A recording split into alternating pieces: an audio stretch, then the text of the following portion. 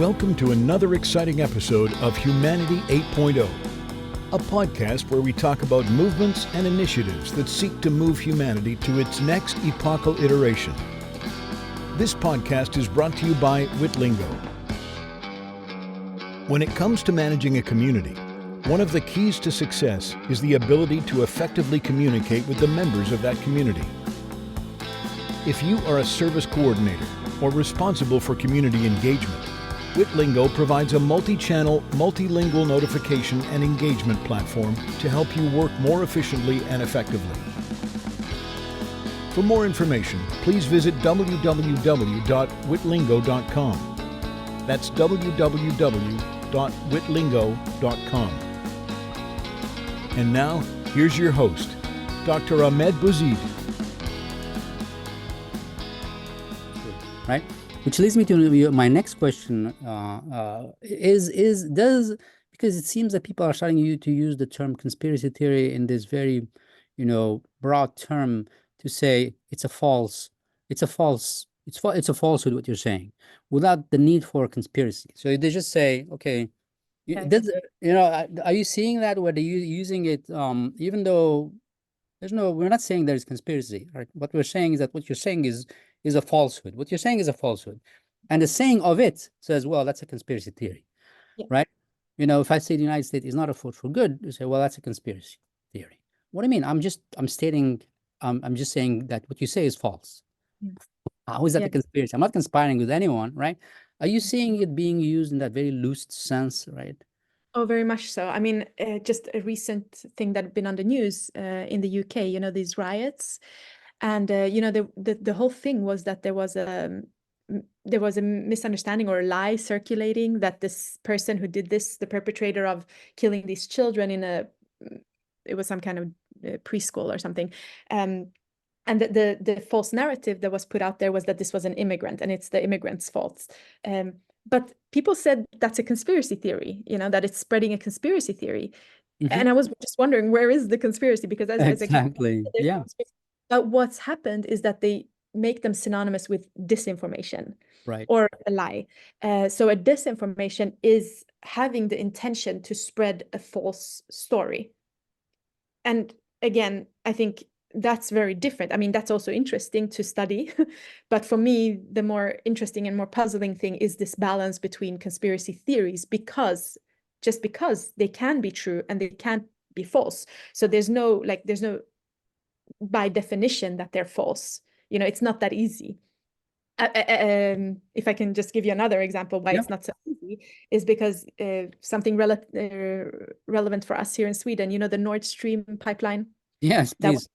That's a really good example, I think, because before we knew now that, I wouldn't say we know, but before now it's exposed that it might have been the Ukrainians divers. One group of people were really sure that it was Russia, and that affects how you thought about the war and how you would import gas from Russia or other resources. But another group of people were telling me or trying to convince me that, it was the CIA. They were sure that it was the CIA because there was, these flight paths and they had all these theories. And it becomes actually very important, because if you think it was the CIA and Ukraine maybe that worked together to sabotage this, it will affect who you trust and how you want to cooperate with Ukraine or, in the war effort. Should we send more money there or not? If it was Russia, then you would have, then you think that Russia is behind this and you don't trust Russia. So that's why, I mean, conspiracy theories are more difficult to pin down. We can't just say that they're false like you would with a disinformation. Disinformation is false information by definition. No, that's makes a lot of sense. No, I'm glad you cited the example of Nord Stream, because it is sort of this is like a real-time conspiracy theory that we're watching, right? In fact, in my interview with David Cody, I played a clip of an official who was previously, I think, Brennan, previous CIA director, and he was explaining to us, the lumpen mass who's watching, right? The people with low IQ who don't understand really how the world works, that clearly it was Russia, right? Very gravitas. right? Mm. You know, and he was explaining. She asked, "Well, why would they do that?" As she asked him, the journalist, and she said, "Well, you know, they're trying to show that Russia is trying to show that they can blow up. So they used one of those to blow it up." And okay, that's enough for you. You need to go and just please internalize that and have that be inform your thinking, right? I mean, it's so insulting to the intelligence of somebody who thinks that he would do that. And now that was on CNN. Now, has CNN revised that? Have they come back and said, well, you remember that story? You know, when we were all of us, we were sure that it was Russia. Actually, right now, you know, Germany has issued a arrest warrant against these Ukrainians.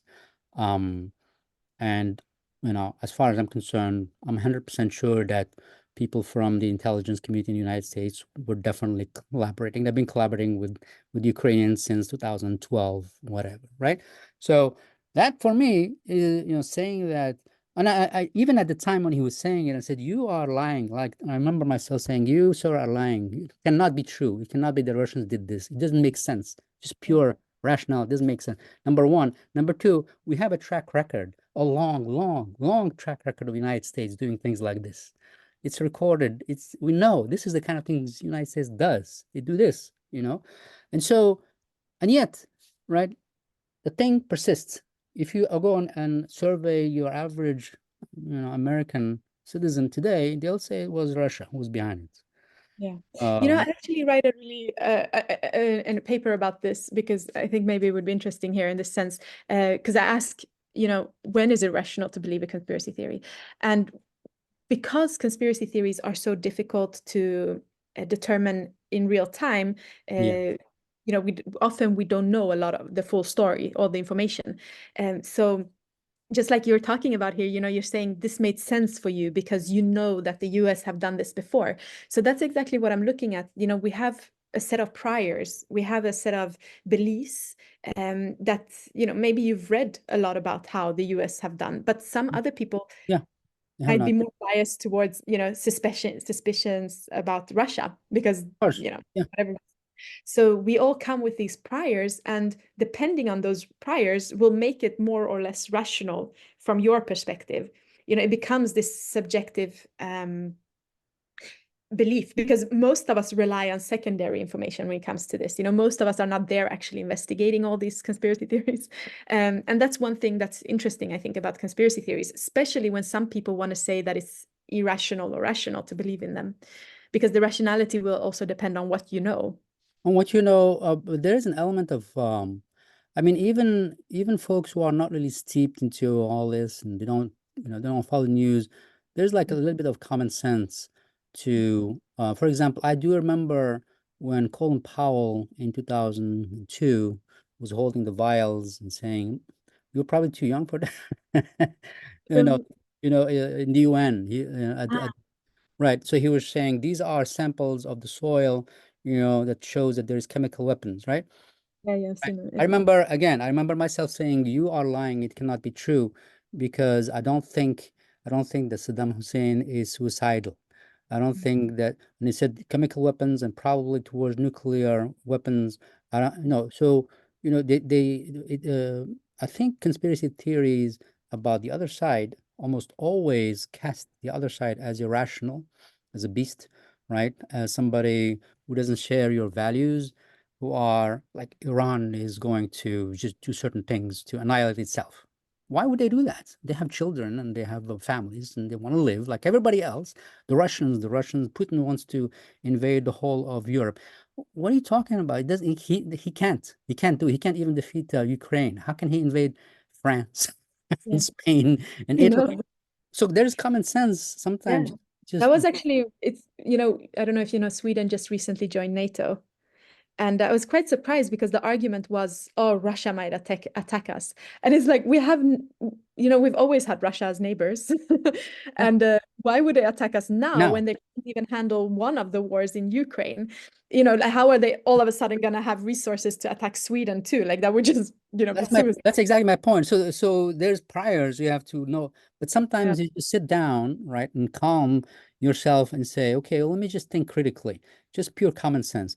Do they really have the power to do that? Do they want to do that? Do they want to have a war? Why would he want to why would he risk? There's an army. That army might rebel against him. Just pure common sense sometimes, all right, can lead you to suspect that somebody is trying to sell you a bridge, right? Trying to tell you something that is completely wrong. And yet, and yet there's this persistence. I guess I don't know if it's a persistence or it's just a default way of doing things, and people, so okay, so let's say the majority of the people in the United States did not believe that that Russia, say they believe that, so what would they do? Like they have their jobs and they have their daily life, and what are they going to do, right? And so it feels to me that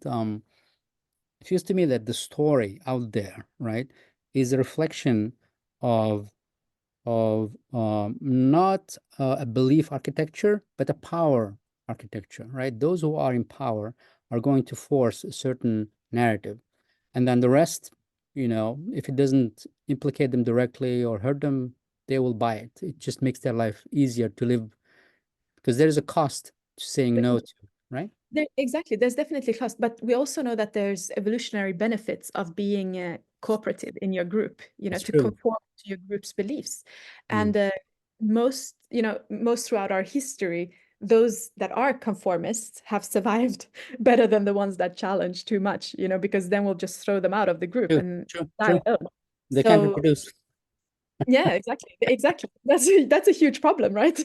For those right? genes to The continue. the genes of the people who confront. No, you are definitely right, 100%. I think there's also maybe that's a reason why a lot of us they feel uncomfortable being the one that are challenging too much, that are not by default accepting the narrative that's presented. Yeah. COVID was really obvious for me, with this. It was very clear that some people were just willing to accept everything that was said to them, and some others were really like, they wanted an explanation, and they were trying to make sense out of it. Yeah.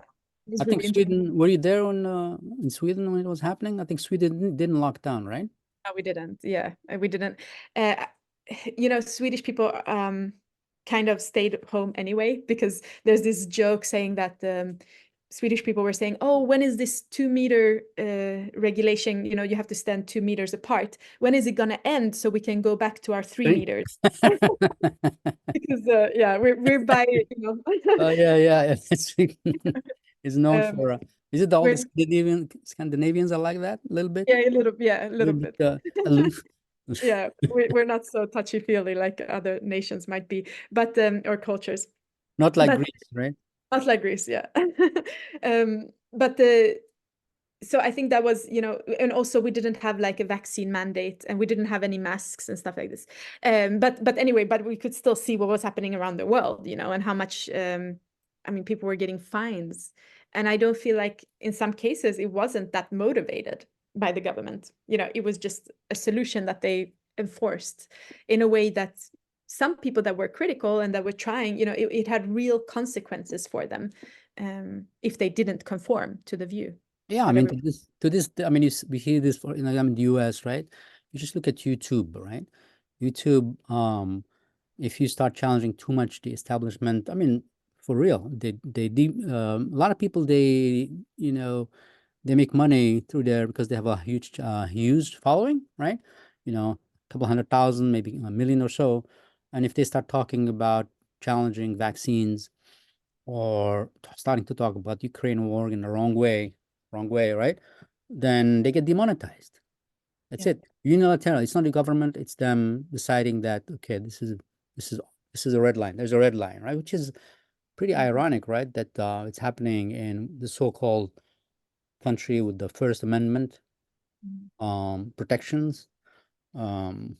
But something though that I've been thinking about lately, just I don't know if I've been listening to Hitler's speech, because there's this new, AI generated where you can listen to him in English, and his 1922 speech uh, when he was in München. And one thing when conspiracy theories, because that's what he was presenting the German people with, right? A conspiracy theory about how the Jews were owning the stock markets. I mean, it's clear. He's saying it explicitly. It's not like something implicit.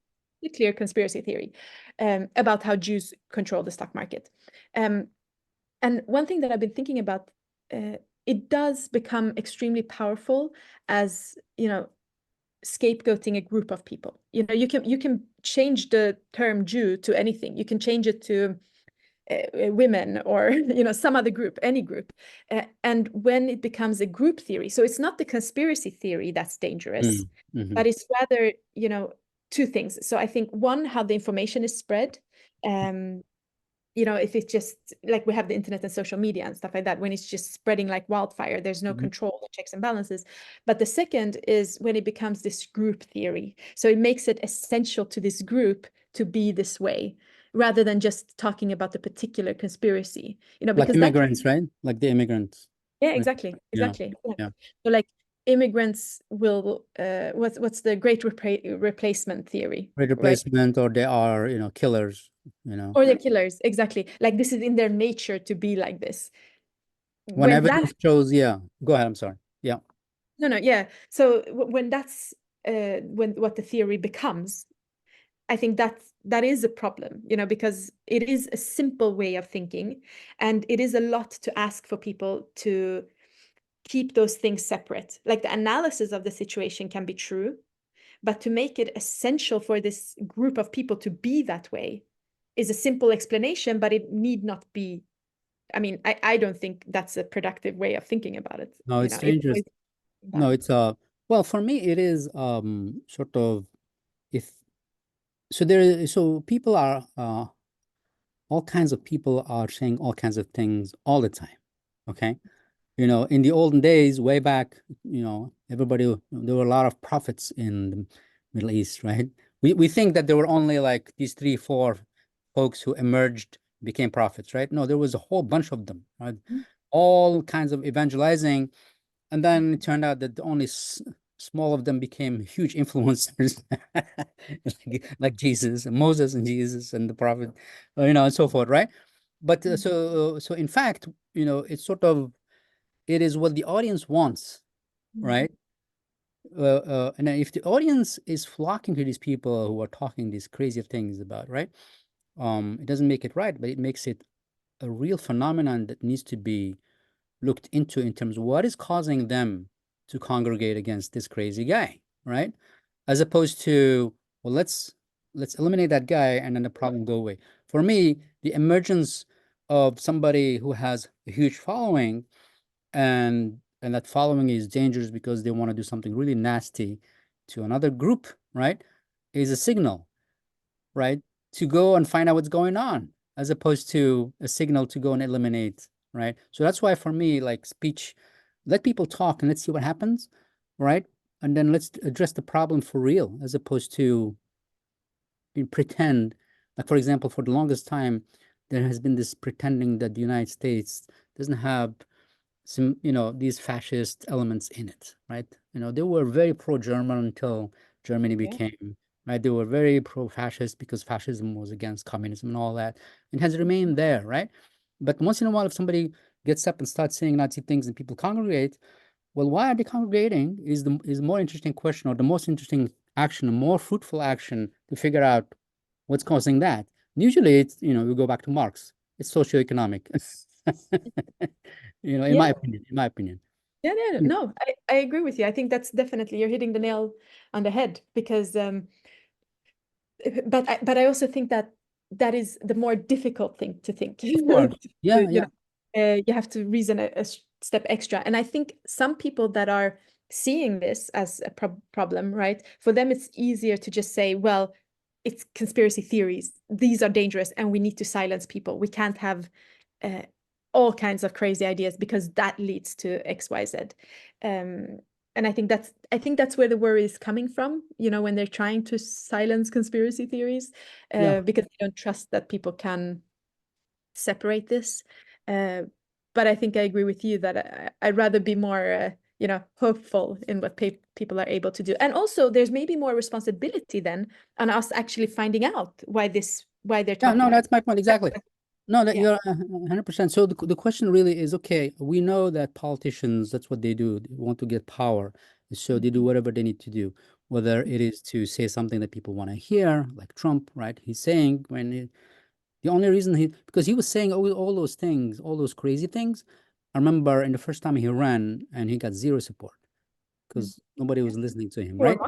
Yeah. Yeah, I mean, I remember that it was like Donald Trump. And the second time he ran, people flocked around him. He didn't change. It's the people, I think, the circumstances changed.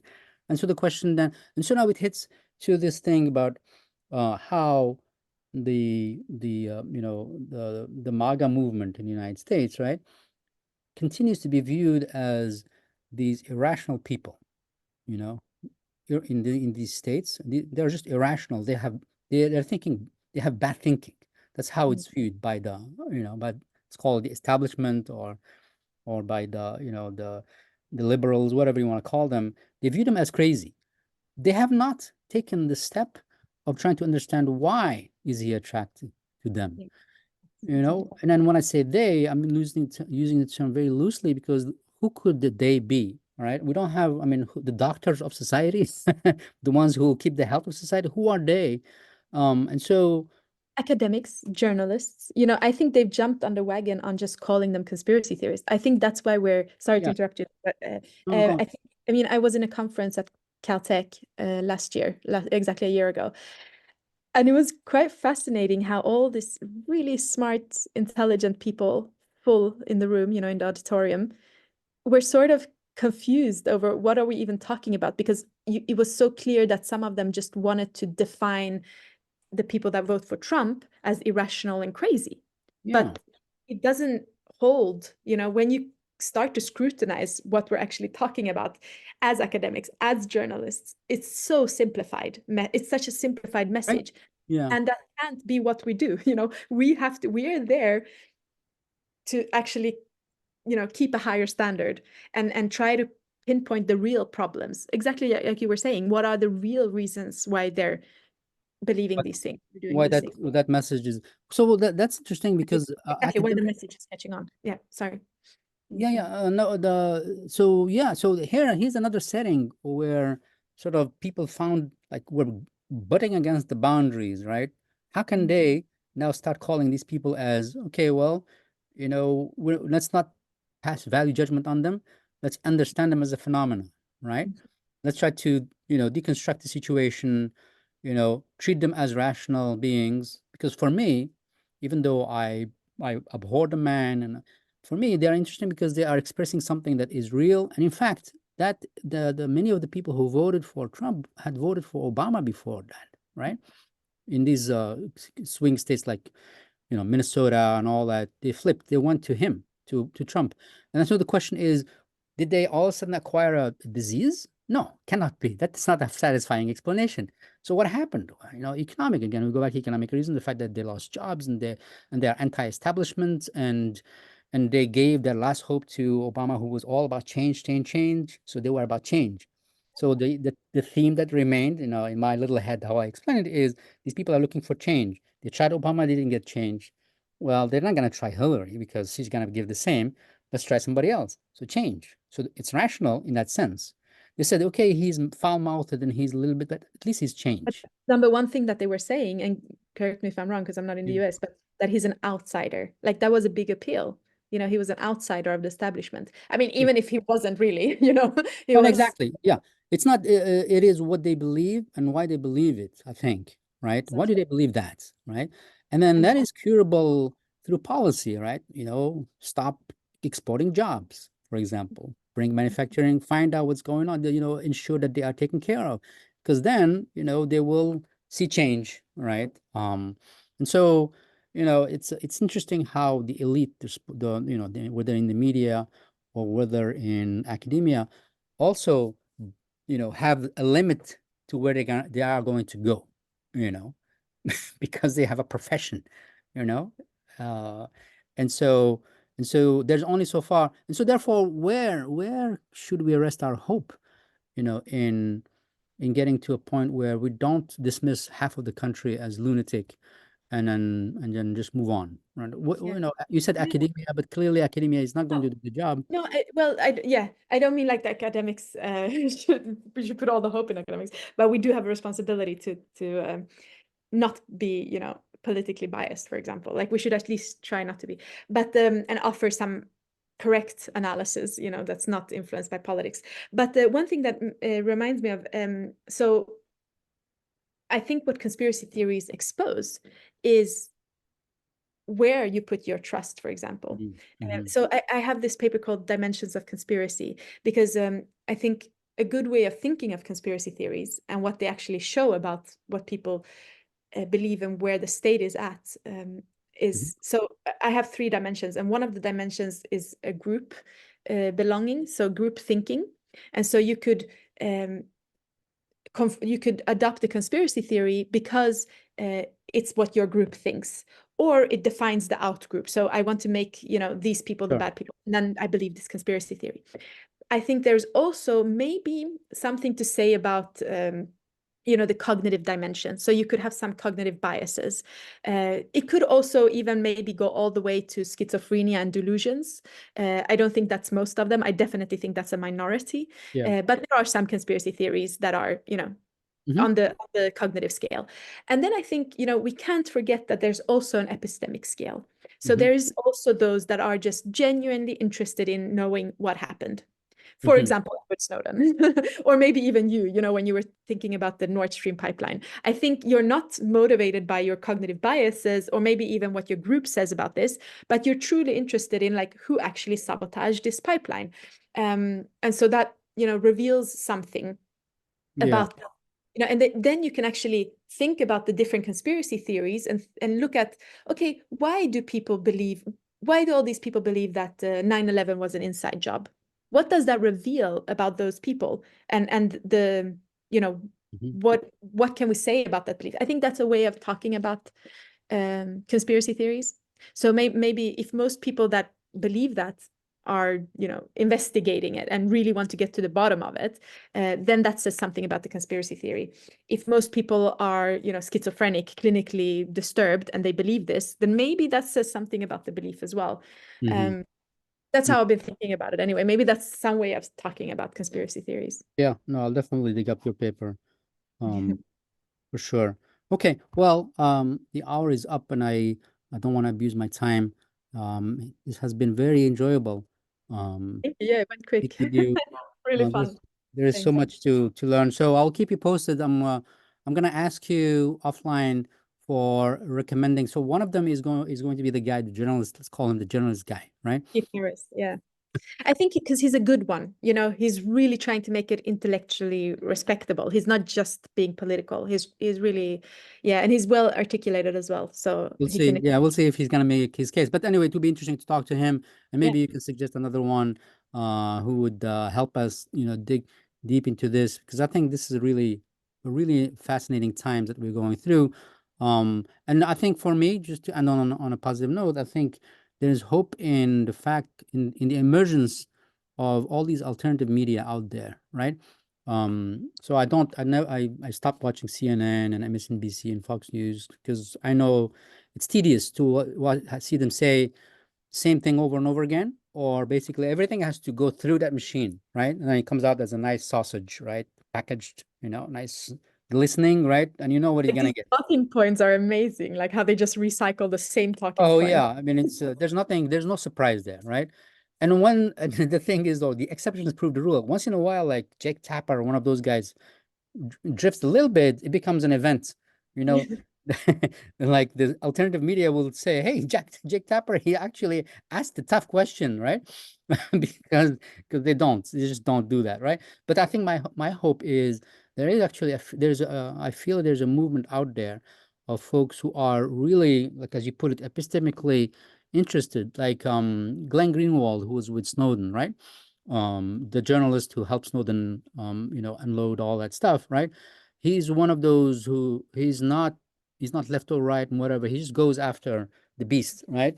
And he does his best. And sometimes he pisses off his audience, which is a great sign, right? Because he's an audience, right? So they say, oh, they're not captured by establishment. but they have to make a living. They have an audience that follows them. And so, the weak ones will go and start to avoid talking things that pisses out the people who pay them through Patreon and all that. But he is one of those where he really sometimes, and that's a sign that somebody, is courageous. Courage, I guess, courage is the key here for folks who are willing to deviate from the established notions, right?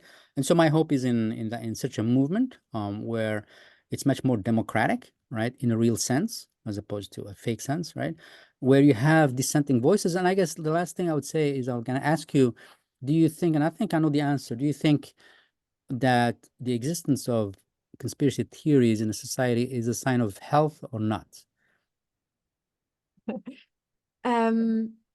Yeah, I think that's a good question. I know that there's been research done on this, where the conclusion is that in the more corrupt countries, there are more conspiracy theories. So it depends on what you mean by health.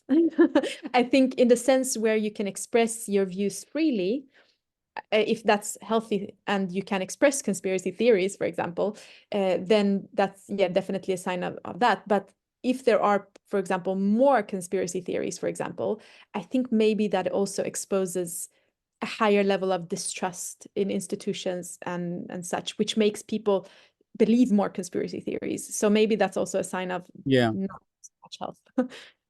Okay. No, that's a real important You point. expect it? Yeah, that definitely is an important point. Okay, well, thank you so much. Thank you so much. Melina, thank you so much for making the time. Yeah, It will be published in a few days, so I'll share that with you. great. Thank you so much. And good luck with your project. I think it's so good and awesome that you're doing this and you have this channel to actually dig deeper and take your time to have conversations. I appreciate that, and I look forward to your dissertation coming soon. Yeah, thanks. I'll send it to you. Thank you so much. Bye-bye. Take care. Bye. You've been listening to Humanity 8.0 with your host, Dr. Ahmed Bouzid, founder and CEO of Witlingo.